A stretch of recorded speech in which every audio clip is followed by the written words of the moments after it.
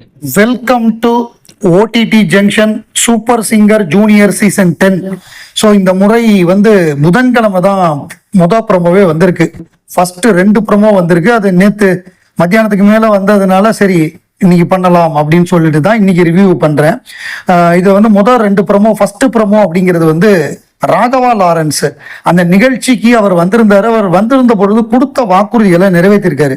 அதாவது நஸ்ரீன் அந்த குழந்தை அவங்க பாடினது, அவங்க அம்மா கேட்டதுக்கு வந்து ஒரு நர்ஸ் இது டெய்லரிங் ஷாப் வைக்கணும், அதுக்கு வந்து நஸ்ரீன் டெய்லரிங்னு பேர் வைக்கணும்னு ராகவா லாரன்ஸே சொல்லியிருந்தாரு. அவர் சொன்ன மாதிரியே வச்சு கொடுத்துட்டாரு. அதனுடைய திறப்புலவை அட்டன் பண்ணிட்டாரு. இன்னொரு ஊர்ல நல்ல குடிதண்ணீரே இல்லைன்னு சொன்னாங்க.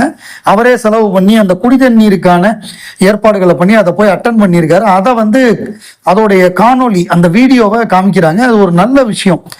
சொன்ன வாக்குறுதி சில பேர் சொல்லிட்டு போயிடுவாங்க, நான் அதை பண்றேன் இதை பண்றேன்னு, ஆனா பண்ண மாட்டாங்க. அதை ராகவா லாரன்ஸ் சொன்னதை செஞ்சு அதை இந்த நிகழ்ச்சியிலேயே போடுறது, அந்த பயனடைந்தவர்களே அதை நன்றியோடு சொல்றதுங்கிறது ரொம்ப ரொம்ப நல்ல விஷயம்.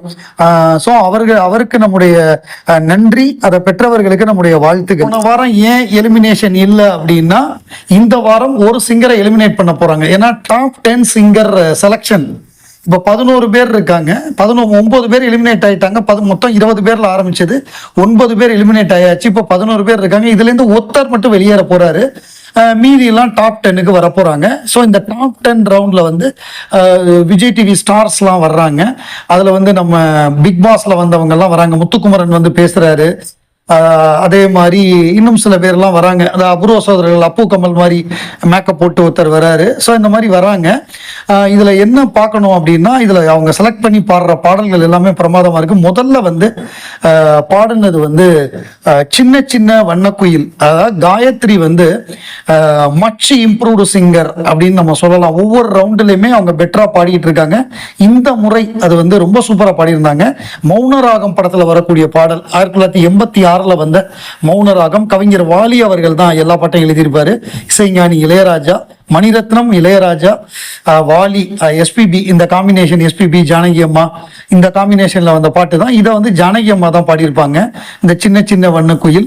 இதுல குறிப்பா மன்னவன் பேரை சொல்லி அப்படிங்கிறது பயங்கர பாப்புலர். ஏன்னா நம்ம சூப்பர் சிங்கர் ஜூனியர்ல இருந்த, அதுக்கப்புறம் பின்னாடி பிளேபேக் சிங்கரான பிரியங்கா இந்த பாட்டை பாடி தான் பயங்கர பாப்புலர் ஆனாங்க. எங்க போனாலும் இந்த பாட்டை பாடாம விட மாட்டாங்க.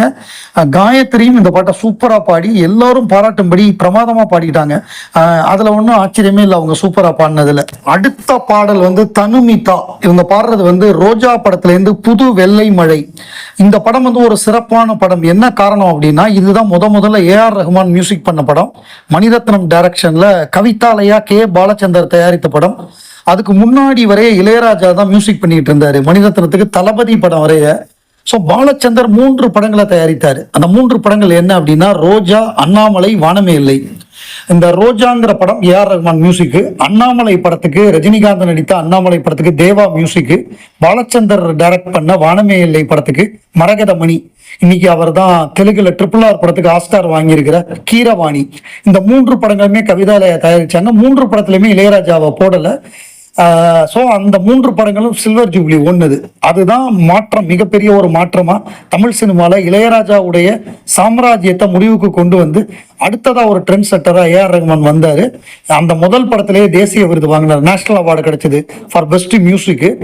அதுல வந்து பல புதிய பாடகர்களை கொண்டு வந்தாரு.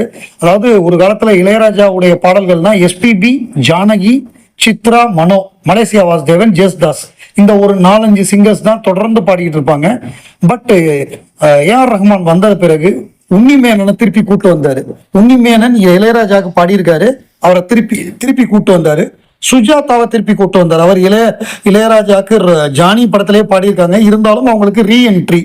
இந்த புது வெள்ளை மழை பாட்டுல உன்னிமேனனும் நம்ம சுஜாதாமாவும் சேர்ந்து பாடியிருப்பாங்க. ஹரிகரனை கூட்டு வந்தாரு.